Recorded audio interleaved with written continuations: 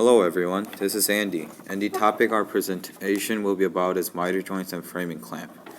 This presentation is by me, Neil, and Daniel Yoon. The miter joints and framing clamp were given to us as one topic because they were related to each other very much. Both cannot be used in woodworking if one of the others did not exist.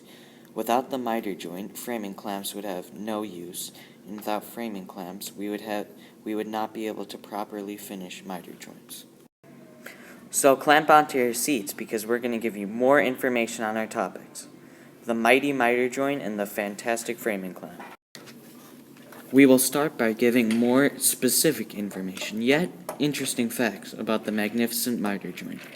Let us start with a random fact. The miter in miter joint is sometimes spelled M-I-T-R-E, which originated from Old British English.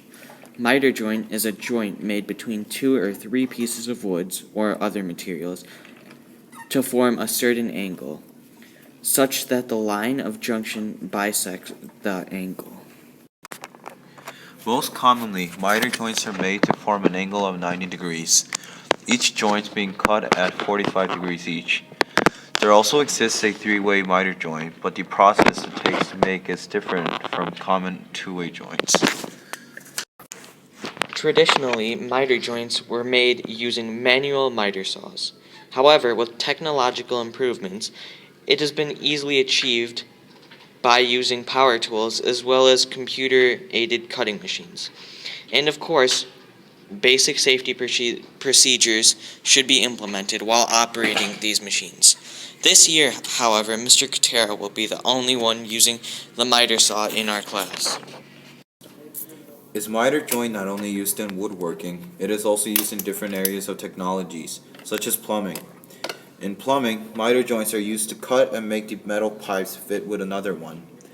It is also used in constructions with different types of materials such as plastic or metals.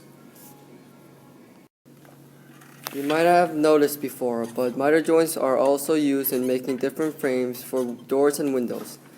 That is because miter joints allow more surface areas for adhesive, such as glue, to be affected on, and also hides the ugly end grain and makes the product look even more presentable.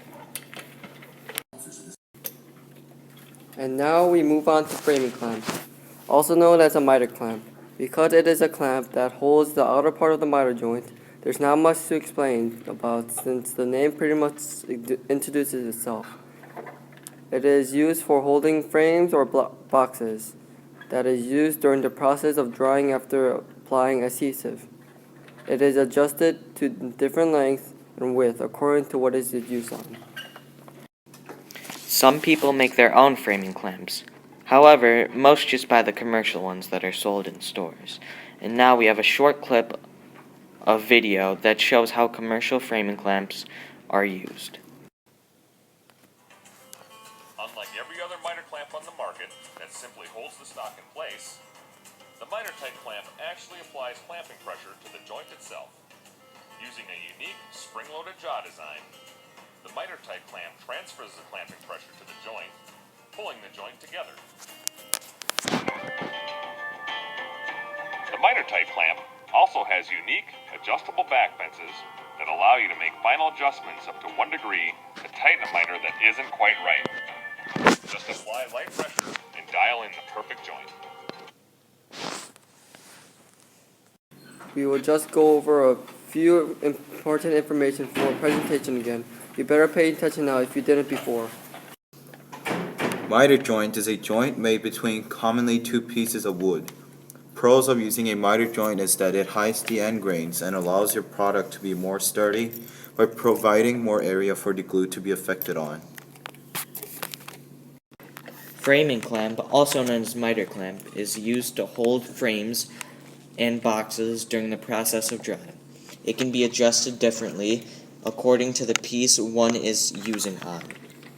Thank you for watching our presentation. I hope you learned something, and have a good day.